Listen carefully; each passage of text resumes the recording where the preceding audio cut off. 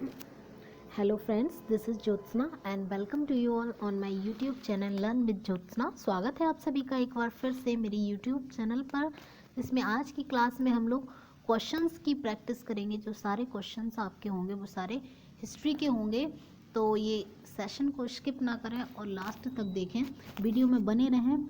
और अगर वीडियो आपको अच्छी लगती है तो वीडियो को लाइक ज़रूर करें, और अभी तक चैनल आपने सब्सक्राइब नहीं किया है तो चैनल को सब्सक्राइब कर लें। स्टार्ट करते हैं आज की क्लास को। तो फर्स्ट क्वेश्चन हम लोग देखते हैं, गौतम बुद्ध द्वारा प्रथम प्रवचन कहाँ दिया गया था। तो सभी को पता है, पीछे हमने क्लास में इंपॉर्टेंट फैक्ट में डिस्कस भी किया हुआ था कि गौतम बुद्ध ने प्रथम प्रवचन कहाँ पे दिया था, सारनाथ में दिया था। तो आंसर डी आपका राइट हो जाएगा। नेक्स्ट क्वेश्चन पे बढ़ते हैं। प्रयाग प्रशस्ति के लेखक कौन है। तो सभी जानते हैं प्रयाग प्रशस्ति के लेखक कौन है, तो आंसर आपका हो जाएगा हरिसेन। प्रयाग प्रशस्ति के लेखक कौन है, आंसर आपका हो जाएगा हरिसेन। नेक्स्ट क्वेश्चन पे बढ़ते हैं। नेक्स्ट क्वेश्चन है आपका, खिज्रवात किस नगर का नाम था। आंसर बताना है आपको, खिज्रवात किस नगर का नाम था। तो आंसर हो जाएगा आपका चित्तौड़। चित्तौड़ का नाम खिज्रवात था, यानी ऑप्शन ए आपका सही हो जाएगा। बढ़ते हैं नेक्स्ट क्वेश्चन पर। जहांगीर के दरबार में किस निम्नलिखित चित्रकारों में कौन सा प्राकृतिक विषयों के चित्रण के लिए प्रसिद्ध था। बताना है आपको, जहांगीर के दरबार में कौन प्राकृतिक विषयों के चित्रण के लिए फेमस था।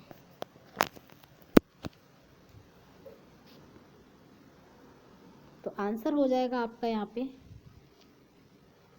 आंसर हो जाएगा आपका उस्ताद मंसूर, यानी ऑप्शन सी आपका करेक्ट आंसर हो जाएगा।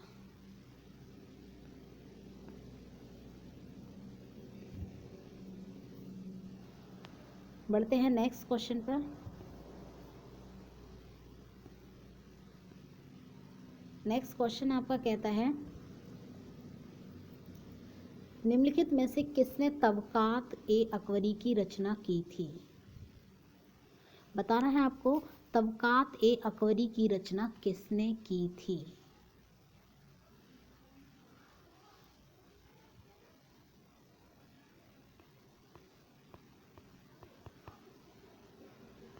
तो आंसर आपका हो जाएगा, तबकात ए अकबरी की रचना निजामुद्दीन अहमद ने की थी। किसने की थी, निजामुद्दीन अहमद ने की थी।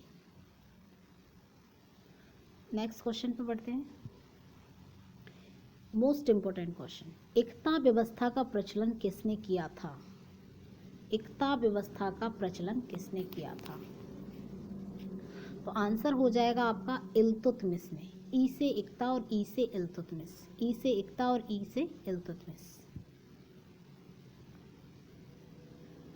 नेक्स्ट क्वेश्चन पे बढ़ते हैं। मदद ए मास अनुदान किसके द्वारा दिए जाते थे।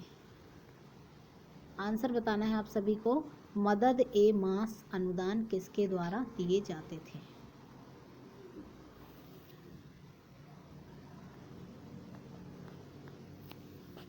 वाइट कर लूं पेन का कलर।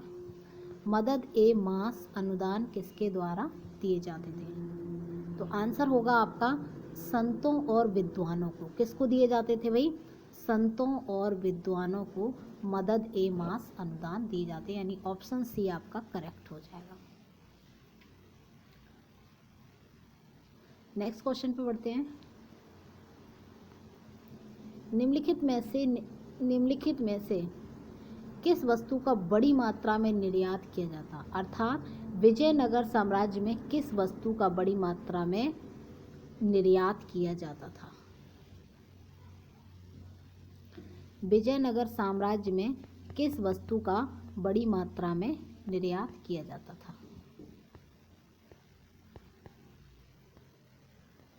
बताना है आपको, विजयनगर साम्राज्य में किस वस्तु का बड़ी मात्रा में निर्यात किया जाता था।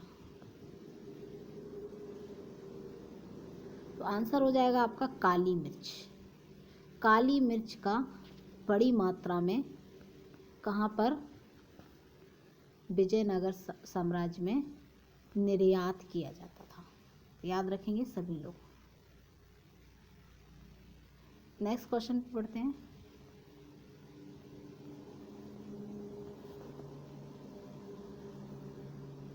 चलिए,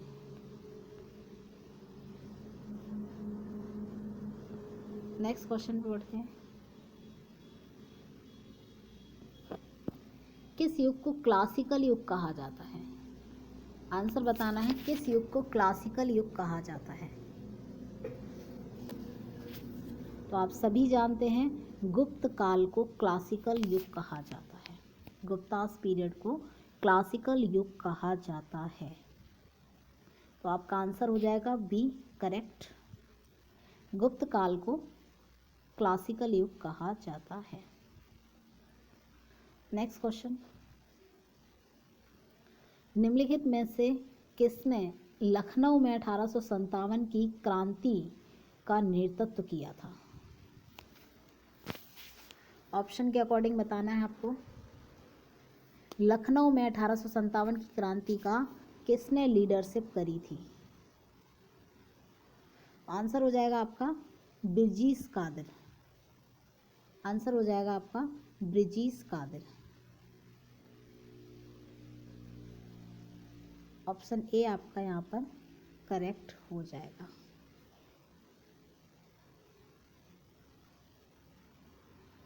बहुत इंपॉर्टेंट क्वेश्चन है, सभी क्वेश्चंस को दिमाग में फिट करते चलिए। इन क्वेश्चंस में से आपके 2 से 3 क्वेश्चन, अगर आप किसी भी एग्ज़ाम की तैयारी कर रहे हैं तो 2-3 क्वेश्चन आपके यहाँ से बनने वाले हैं जो हमेशा ही रिपीट होते हैं।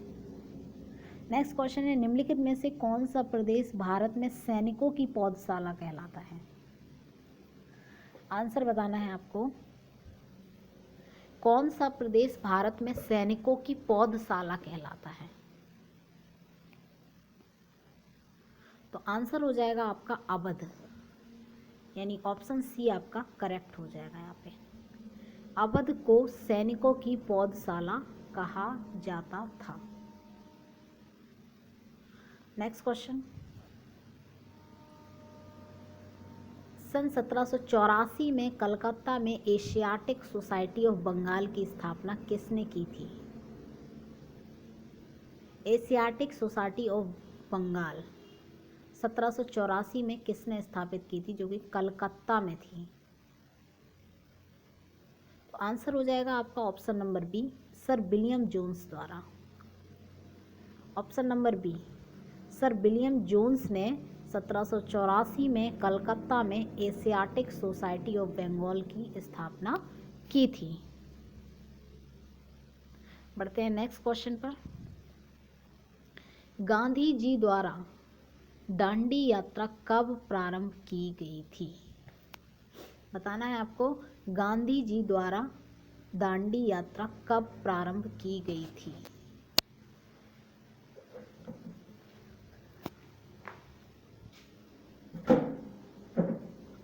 बताएं जरा, सभी बताएं। गांधी जी की दांडी मार्च, आंसर हो जाएगा 12 मार्च 1930 को। कब? 12 मार्च 1930, यानी ऑप्शन नंबर सी यहाँ पर करेक्ट हो जाएगा। गांधी जी की दांडी मार्च 1930, 12 मार्च 1930। नेक्स्ट क्वेश्चन पर बढ़ते हैं। अलाउद्दीन खिलजी द्वारा प्रचलित बाजार नियंत्रण व्यवस्था का संचालन निम्नलिखित में से किस विभाग के नियंत्रणाधीन था? आंसर बताना है आपको।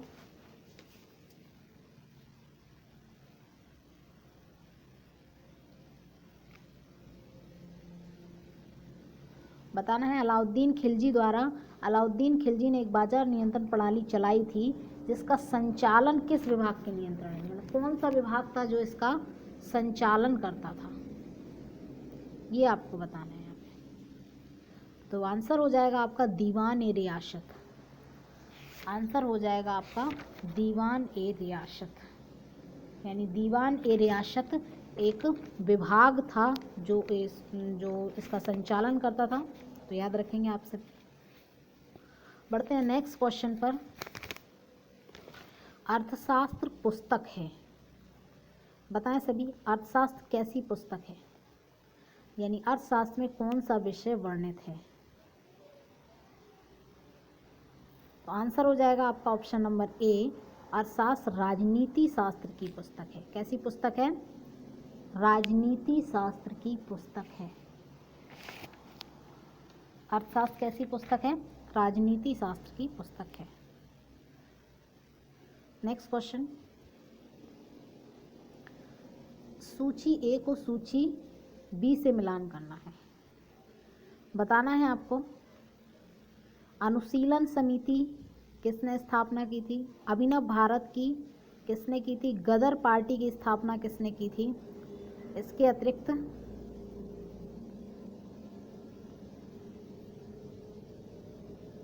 गदर पार्टी के अतिरिक्त क्वेश्चन विजिबल हो रहा होगा, थोड़ा सा छोटा कर लें हम क्वेश्चन को।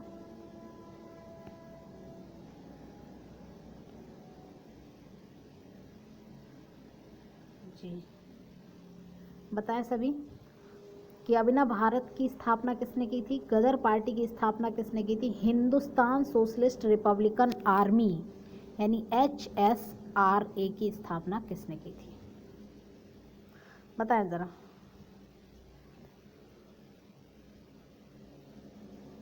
तो आंसर हो जाएगा आपका यहाँ पर ए वाला, यानी अनुशीलन समिति की स्थापना बरिंद्र सन्याल ने, बरिंद्र कुमार घोष ने। अभिनव भारत की स्थापना विनायक दामोदर सावरकर ने,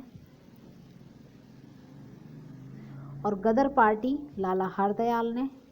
जबकि हिंदुस्तान सोशलिस्ट रिपब्लिकन आर्मी की स्थापना सचिंद्र नाथ सन्याल और भगत सिंह के द्वारा की गई थी। ठीक है जी।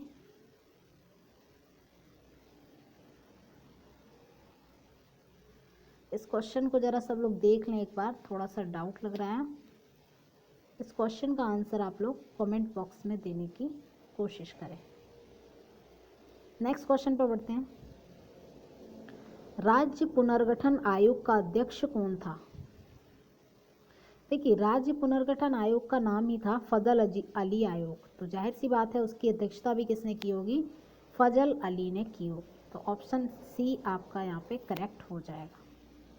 राज्य पुनर्गठन आयोग के अध्यक्ष भी फजल अली थे और उन्हीं के नाम पर इस आयोग का नाम भी रखा गया था फजल अली आयोग। फजल अली आयोग। नेक्स्ट क्वेश्चन, निम्नलिखित में से कौन मुरक्का ए दहली का लेखक है। बताएं सभी, मुरक्का ए दहली का लेखक कौन है। अली कुली खान, शाह अब्दुल अजीज, गुलाम हुसैन तनातवाई, दरगाह कुली खान। बताएं सभी। तो आंसर आपका करेक्ट यहाँ पर हो जाएगा गुलाम हुसैन तनातवाई। क्या हो जाएगा, गुलाम हुसैन तनातवाई।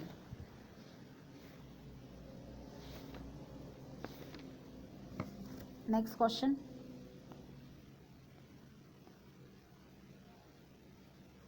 निम्नलिखित में से कौन सा ग्रंथ दारा सिकोह की रचना नहीं है। बताएं आंसर। दारा सिकोह की रचना कौन सा ग्रंथ नहीं है, मतलब कौन सी रचना दारा सिकोह की नहीं है। आंसर हो जाएगा आपका दारा बनामा।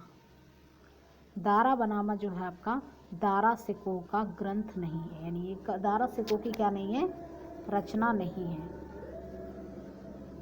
नेक्स्ट क्वेश्चन पे बढ़ते हैं। मेगास्थनीज कौन था। मेगास्थनीज कौन था, बताएं सभी। बहुत इजी आंसर है। तो आंसर आपका हो जाएगा मेगास्थनीज एक राजदूत था। कौन था, मेगास्थनीज एक राजदूत था। ये सी नंबर आपका आंसर सही हो जाएगा।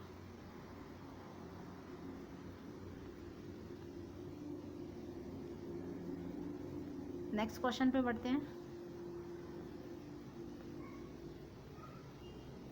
सुलह ए कुल की धारणा आधारित थी?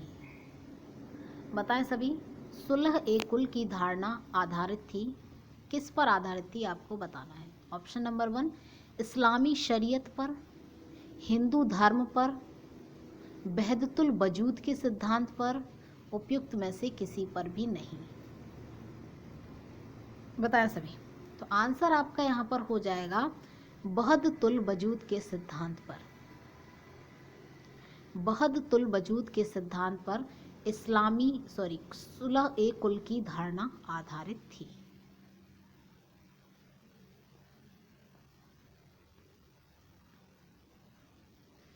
चलिए नेक्स्ट क्वेश्चन पढ़ते हैं।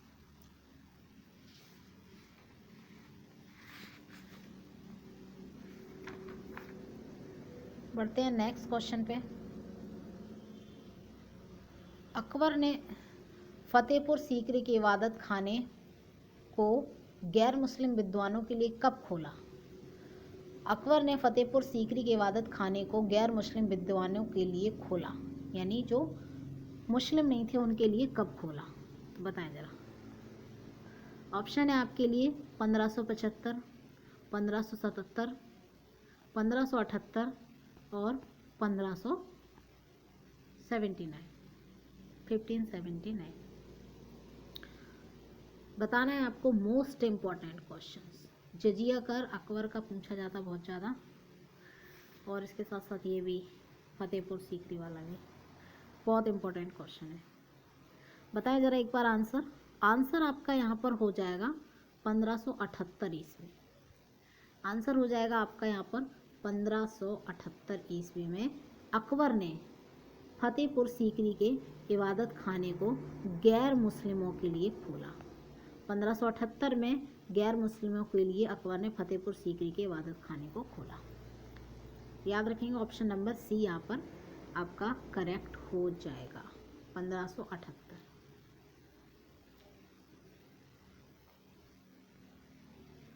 नेक्स्ट क्वेश्चन पर बढ़ते हैं। तालीकोटा का युद्ध कब हुआ था? हिस्ट्री की कुछ इंपॉर्टेंट घटना है। तालीकोटा का युद्ध 1565 में हुआ था। आंसर हो जाएगा आपका 1565 में हुआ था। तालीकोटा का युद्ध कब हुआ था? 1565 में हुआ था, यानी option number C is the correct answer. Next question. निम्नलिखित में से किसका पीछा करते हुए चंगेज खां सिंध नदी के तट पर पहुंच गया था?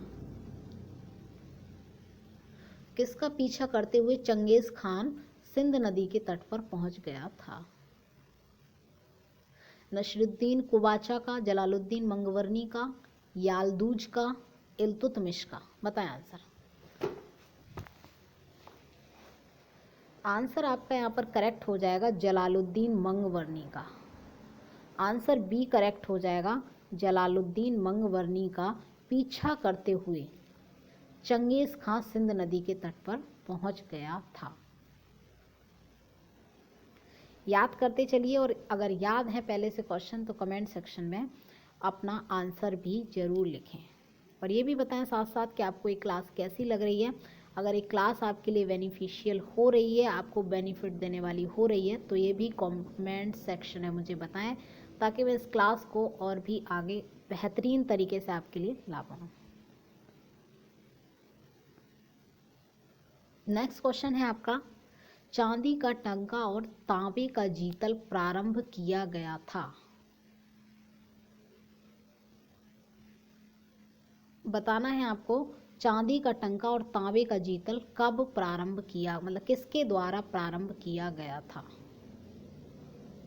मोस्ट इम्पोर्टेंट क्वेश्चन, कई बार पूछा गया है ये क्वेश्चन, और पूछा जा सकता है, रिपीटेड क्वेश्चन है, कभी भी कहीं भी पूछ लिए जाते हैं ये क्वेश्चन, तो मतलब आपको रटे ही होना चाहिए। अगर आप किसी भी कॉम्पिटिटिव एग्जाम की तैयारी कर रहे हैं तो ये क्वेश्चन आपको रट लेना चाहिए। तो आंसर आपका यहाँ पे हो जाएगा इल्तुतमिश द्वारा। ऑप्शन बी आपका यहाँ पर करेक्ट होगा, इल्तुतमिश द्वारा।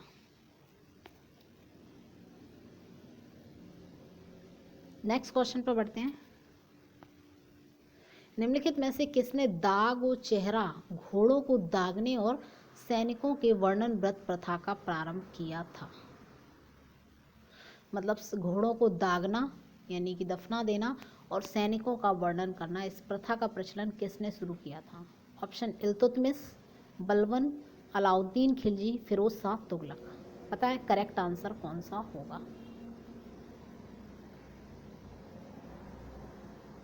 तो आंसर आपका सही हो जाएगा Alauddin Khilji. Option C correct होगा। अलाउद्दीन खिलजी ने घोड़ों को दागने और सैनिकों के वर्णन पर प्रथा का प्रारंभ किया था। नेक्स्ट क्वेश्चन पे बढ़ते हैं। निम्नलिखित में से कौन दिल्ली सुल्तानों के अधीन सैन्य विभाग का प्रमुख होता है? दिल्ली सुल्तानों के अधीन सैन्य विभाग का प्रमुख कौन होता है? ऑप्शन हो जाएगा सिपह सालाह, मीर बख्शी, आरिज ए मुमालिक या फिर मुस्तौफी ए मुमालिक। बताएं सभी। तो ऑप्शन सी आपका यहाँ पर करेक्ट होगा, आरिज ए मुमालिक। दिल्ली सुल्तानों के अधीन सैन्य विभाग मतलब जो उनका आर्मी डिपार्टमेंट था उसका हेड कौन हुआ करता था? आरिज ए मुमालिक हुआ करता था। नेक्स्ट क्वेश्चन पर बढ़ते हैं। चलिए नेक्स्ट क्वेश्चन देखते हैं। नेक्स्ट क्वेश्चन कहता है आपका, निम्नलिखित में से किसका कथन है कि मोहम्मद बिन तुगलक देवगिरी को अपनी राजधानी इसलिए बनाना चाहता था क्योंकि यह साम्राज्य के केंद्र में स्थित था? बताना है आपको किसने कहा था, किसका स्टेटमेंट ये था कि मोहम्मद बिन तुगलक देवगिरी को अपनी इसलिए राजधानी बनाना चाहता था क्योंकि यह साम्राज्य के केंद्र में स्थित था? तो आंसर हो जाएगा आपका जियाउद्दीन वर्नी। ये कथन जो है जियाउद्दीन वर्नी के द्वारा कहा गया था। तो ऑप्शन ए आपका यहाँ पर करेक्ट होगा। बढ़ते हैं नेक्स्ट क्वेश्चन पर। निम्नलिखित में से कौन पानीपत के तृतीय युद्ध के समय पेशवा था? पानीपत के तृतीय युद्ध के समय पेशवा कौन था? तो आंसर हो जाएगा आपका बालाजी बाजीराव, यानी ऑप्शन 1 आपका करेक्ट हो जाएगा यहाँ पे।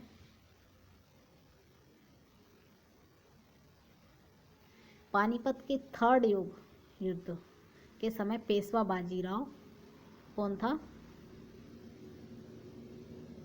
पेशवा था। नेक्स्ट क्वेश्चन पर बढ़ते हैं। निम्नलिखित पशु समूह में से कौन सा समूह मोहनजोदड़ो की पशुपति मुद्रा पर अंकित था? इसके पहले वाले वीडियो पे हमने डिस्कस किया है ये। इसके पहले वाले वीडियो में हमने ये डिस्कस कर रखा है कि निम्नलिखित में से कौन सा पशु मोहनजोदड़ो की पशुपति मुद्रा पर अंकित है। तो ये सारे पशु समूह थे, व्याघ्र भी था, हाथी भी था, भैंसा भी था, वृषभ भी था। ये सभी मोहनजोदड़ो के पशुपति मुद्रा पर अंकित थे। सभी आप याद रखेंगे, इंपॉर्टेंट क्वेश्चन है, याद रखेंगे सभी। नेक्स्ट क्वेश्चन पर बढ़ते हैं। चोल काल में बेटी से क्या अभिप्राय था? यानी चोल काल में बेटी का मतलब क्या था? बेटी का मतलब बेटी से अभिप्राय था मंदिरों को दिया जाने वाला भूदान, सार्वजनिक कार्यों के लिए बेगार, कृषकों पर कर, करघों पर कर। तो आंसर आपका सही हो जाएगा यहाँ पर सार्वजनिक कार्यों के लिए बेगार। आंसर सही हो जाएगा आपका सार्वजनिक कार्यों के लिए बेगार, यानी ऑप्शन बी आपका यहाँ पर करेक्ट हो जाएगा।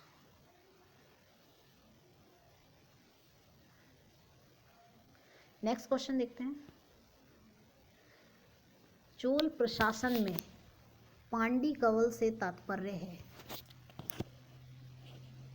चोलास पीरियड में पांडी कवल से तात्पर्य, यानी पांडी कवल का मतलब क्या है, ये आपको यहाँ पे बताना है। ग्राम देवी धार्मिक समारोह, ग्राम सुरक्षा के लिए दिए जाने वाला कर, तालाबों के रखरखाव के निमित्त दिया जाने वाला कर। तो आंसर आपका यहाँ पे सही हो जाएगा, ग्राम सुरक्षा के लिए दिया जाने वाला कर।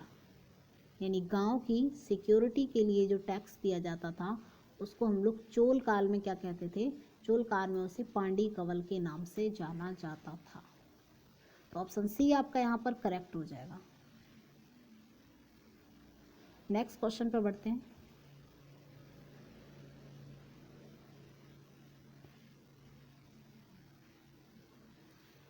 बंगाल के पाल शासकों के, नेक्स्ट क्वेश्चन है आपका, बंगाल के पाल शासकों के काल में किस कृषक समुदाय ने विद्रोह किया था, उसका नाम बताएं। बंगाल में जो पाल शासक थे उनके टाइम में कौन से कृषक समुदाय ने विद्रोह किया था, उन विद्रोही समुदाय का नाम बताइए। उस विद्रोही समुदाय का नाम बताना है आपको। ऑप्शन हो जाएगा जाट, गुर्जर, डोम, कैवर्त। बताएं सभी। तो आंसर आपका यहाँ पर करेक्ट हो जाएगा कैवर्त। किसने किया था भाई, कैवर्त। यानी ऑप्शन सी आपका यहाँ पर करेक्ट हो जाएगा। बढ़ते हैं नेक्स्ट क्वेश्चन की तरफ। सभी क्वेश्चंस इंपॉर्टेंट हैं, सभी क्वेश्चंस को लर्न करते जाएं। सभी क्वेश्चन कहीं ना कहीं आपको देखने को मिलेंगे, इसलिए इसी वीडियो में इन सभी क्वेश्चंस को लर्न कर लें। नेक्स्ट क्वेश्चन देखते हैं। ब्रिटिश सेना में सेवारत भारतीय सैनिकों का पहला सैनिक विद्रोह निम्नलिखित स्थानों में से कहाँ हुआ था। तो जो ब्रिटिश सेना में जो काम करते थे ऐसे भारतीय सैनिकों का पहला विद्रोह अगर हम बात करें तो कहाँ पर हुआ था। वैसे तो कहा जाता है मेरठ में 1857 की क्रांति का पहला विद्रोह अगर हम बात करें तो मेरठ में हुआ था, जबकि आपसे पूछा जा रहा है ब्रिटिश सेना में सेवारत भारतीय सैनिकों का पहला सैनिक विद्रोह निम्नलिखित में से कहाँ हुआ था।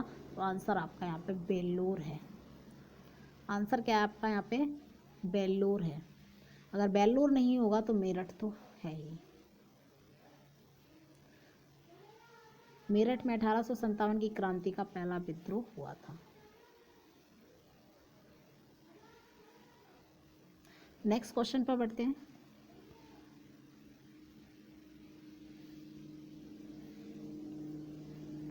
गांधी जी द्वारा आरंभ किए गए निम्नलिखित आंदोलनों का सही क्रम बताएं। गांधी जी द्वारा शुरू किए गए आंदोलनों का सही क्रम बताएं। बताएं सभी। तो भाई सबसे पहला कौन सा है आपका, फर्स्ट नंबर पे आपका चंपारण है, फिर खेड़ा सत्याग्रह, फिर आपका कौन सा है अहमदाबाद की मिलों की हड़ताल, फिर रॉलेट एक्ट। तो इस हिसाब से अगर आपका देखें चंपारण, फिर खेड़ा, फिर अहमदाबाद की मिलों की हड़ताल, नेक्स्ट है लास्ट आपका रॉलेट एक्ट, यानी कि ऑप्शन नंबर 1 यहाँ पर करेक्ट हो जाएगा। ऑप्शन नंबर 1 ए यानी कि यहाँ पर सही हो जाएगा।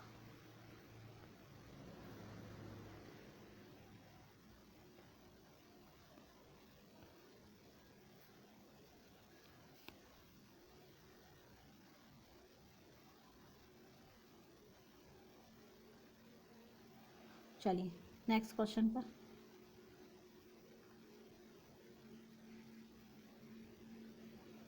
चलिए नेक्स्ट क्वेश्चन पर बढ़ते हैं। अगस्त 1946 में घोषित प्रथम अंतरिम राष्ट्रीय सरकार में निम्नलिखित में से कौन शामिल नहीं था। Most important question.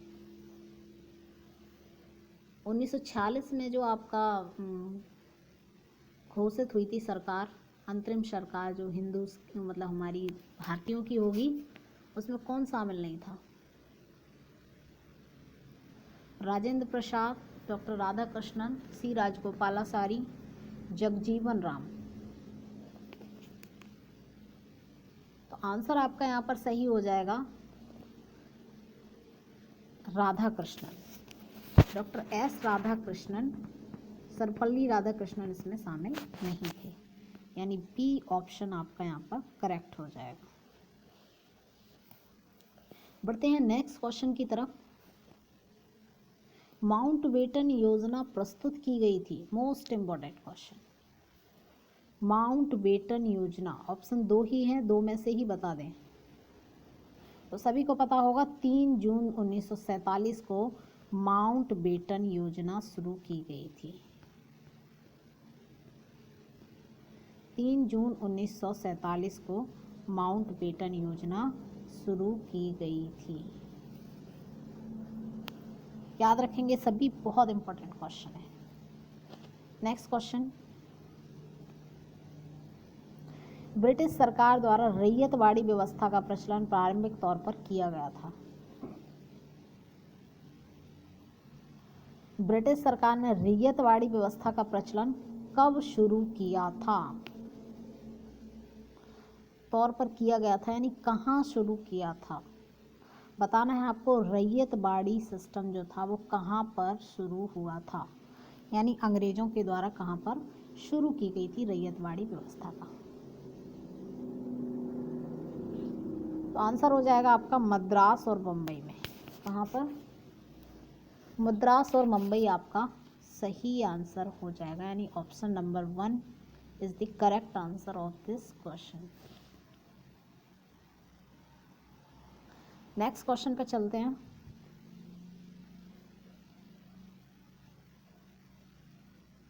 भारतीय पूंजीपतियों द्वारा निम्नलिखित में से किस राष्ट्रीय आंदोलन का समर्थन किया गया था?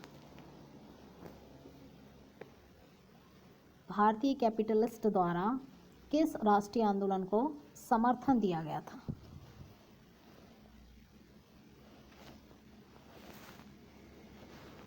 ऑप्शन ए असहयोग आंदोलन, स्वदेशी आंदोलन, सविनय अवज्ञा आंदोलन, उपयुक्त में से कोई नहीं।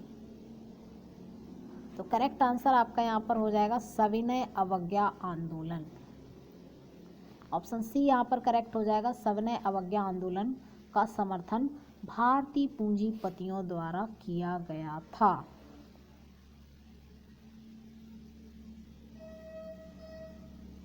नेक्स्ट क्वेश्चन पर चलते हैं। स्वराज पार्टी की स्थापना हुई थी, तो बताना है आपको कब हुई थी। पीछे हमने पढ़ा कि स्वराज पार्टी की स्थापना लाला हरदयाल ने की थी, लेकिन यहाँ पर हमें बताना है कि कब हुई थी। 1921, 1923, 1924, 1925।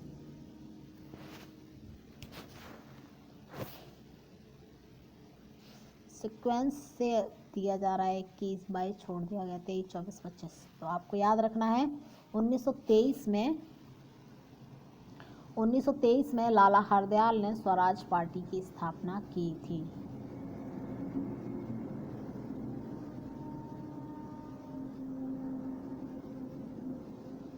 आगे बढ़ते हैं नेक्स्ट क्वेश्चन की तरफ।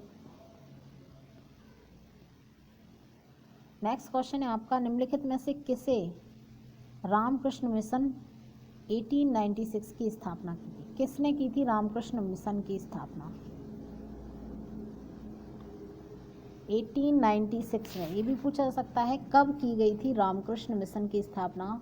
तो आंसर आपका होगा 1896। लेकिन किसने की थी तब आंसर होगा आपका नरेंद्र नाथ दत्त। तब आपका आंसर होगा नरेंद्र नाथ दत्त। रामकृष्ण मिशन की स्थापना किसने की थी? नरेंद्र नाथ दत्त ने की थी। याद रखेंगे सभी।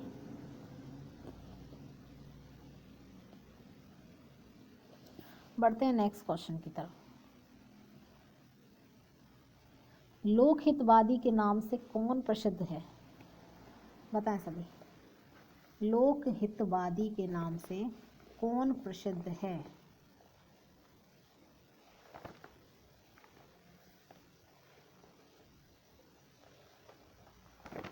Very good. लोकहितवादी के नाम से कौन प्रसिद्ध है?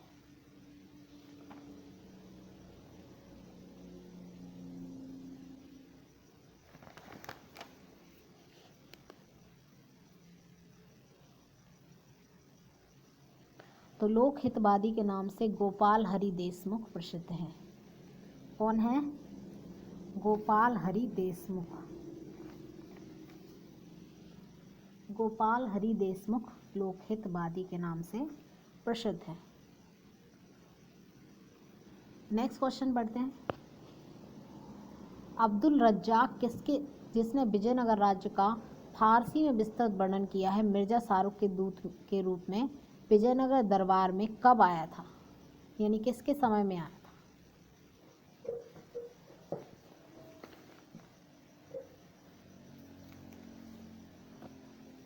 क्वेश्चन है आपका, अब्दुल रज्जाक जो विजयनगर साम्राज्य का कौन था? विजयनगर साम्राज्य का फारसी में विस्तृत वर्णन लिखा है, जिसने विजयनगर साम्राज्य का फारसी में विस्तृत वर्णन लिखा है, ये मिर्जा शाहरुख दूत के रूप में विजयनगर दरबार में आया था। किसके काल में आया था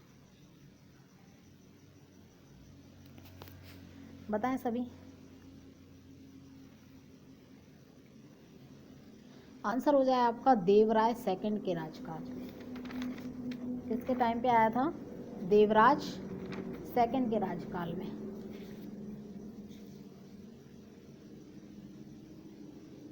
देवराज सेकंड के समय में। चलिए नेक्स्ट क्वेश्चन।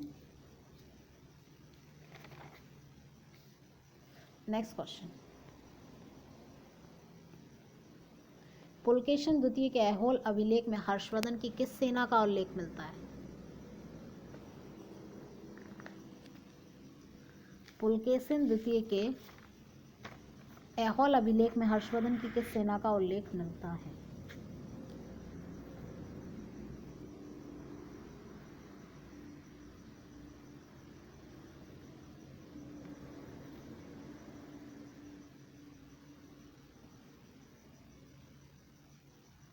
चलिए आंसर बताएं जरा। तो आंसर आपका यहाँ पर हो जाएगा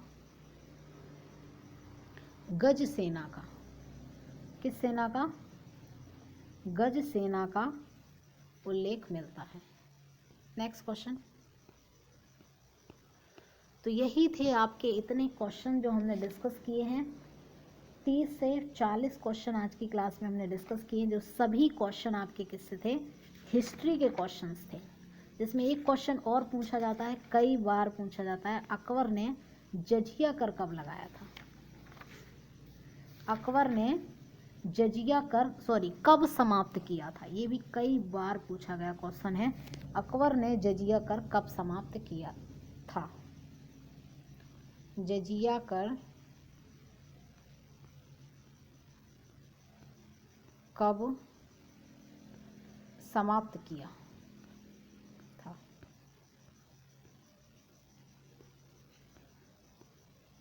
समाप्त किया था, बताएं।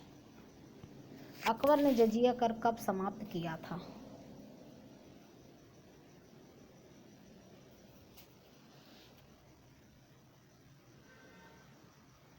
तो आंसर आपका यहाँ पर हो जाएगा, अकबर ने जजिया कर आपका 1564 में समाप्त किया था। कब समाप्त किया था? 1564 में। तो ये भी आपको याद रखना है, मोस्ट इम्पोर्टेंट क्वेश्चन है, कई बार रिपीट होता है। तो यही थे आज के लिए क्वेश्चंस। कैसी लगी आपको क्लास? कमेंट सेक्शन में ज़रूर बताएं। और ये क्लास आपके लिए क्या लाभदायी हो रही है और क्या आपको ये क्लास अच्छी लग रही है, ये भी आप कमेंट सेक्शन में ज़रूर बताएं। और चैनल को अभी तक सब्सक्राइब ना किया हो तो चैनल को सब्सक्राइब जरूर कर लें। धन्यवाद वीडियो को देखने के लिए।